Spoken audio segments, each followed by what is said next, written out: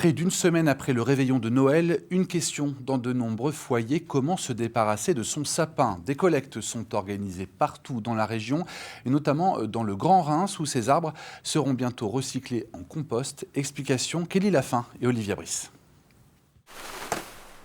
Il a été la vedette du réveillon, mais aujourd'hui sans boule ni guirlande, ce sapin doit trouver une nouvelle vocation. Pas question pour Vincent de le laisser à la poubelle ou sur le trottoir. Avant, les gens les jetaient dans la rue directement par leurs fenêtres et c'était un peu n'importe quoi. Donc maintenant, il y a des endroits pour les déposer, donc c'est très bien. Des espaces installés chaque année depuis 7 ans par le Grand Reims. Ils permettent à ces sapins d'être recyclés.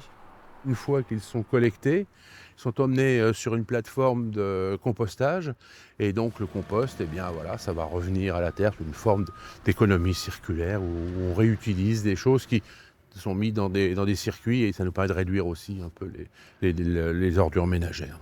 Une tonne de sapin peut produire 300 à 400 kilos de compost. Cette démarche convainc de plus en plus d'habitants.